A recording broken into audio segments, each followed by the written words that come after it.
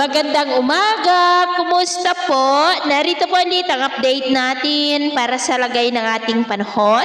Ngayong umaga po ng February 13, 2026. Sa ngayon po ay patuloy pa rin na walang anumang aktibong sama ng panahon sa loob at labas ng ating area of responsibility.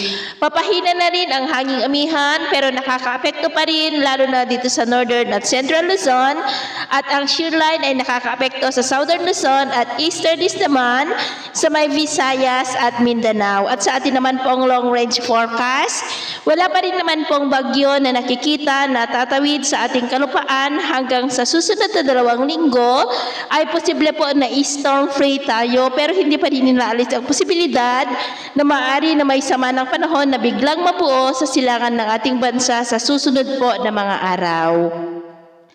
At sa lagay ng ating panahon, ngayong madaling araw ay maayos naman ang panahon sa malaking bahagi ng ating bansa pero may tsansa pa rin ng mga isolated rain sa ilang bahagi ng silangan ng Cagayan, Bicol Region, Oriental Mindoro, southern part ng Palawan, Panay Island, northern part ng Negros Island, Cebu, Bohol, Leyte, Samar Provinces, Davao Region at Caraga. At mamaya ay sisikat naman ang araw sa malaking bahagi ng bansa pero may tsansa pa rin ng maulap na kalangitan with isolated rain sa southern part ng Quezon, Bicol Region, Oriental Mindoro, southern part ng Palawan, Aklan, Samar Island, Caraga, Davao Region, Northern Mindanao, Sorsogon at Tawi-Tawi. At mamayang hapon, may tsansa pa rin ng cloudy skies with isolated rain sa ilang bahagi ng ating bansa, lalo na dyan sa may Mindanao at Southern Luzon. Kaya mag-ingat po tayo sa mga banta pa rin ng mga pagbaha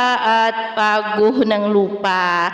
At sa atin naman po mga baybayin, maalon pa rin sa silangang baybay ng Luzon hanggang dyan po sa Northern Samar Seaboard ng mga alon ay posibleng aabot hanggang po sa 1.5 to 2.5 meters height. Hanggat maaari ay iwasan na po muna natin ang papalaot dyan sa mga may kulay pula para po mas makaiwas sa mga sakunang pangkaragatan.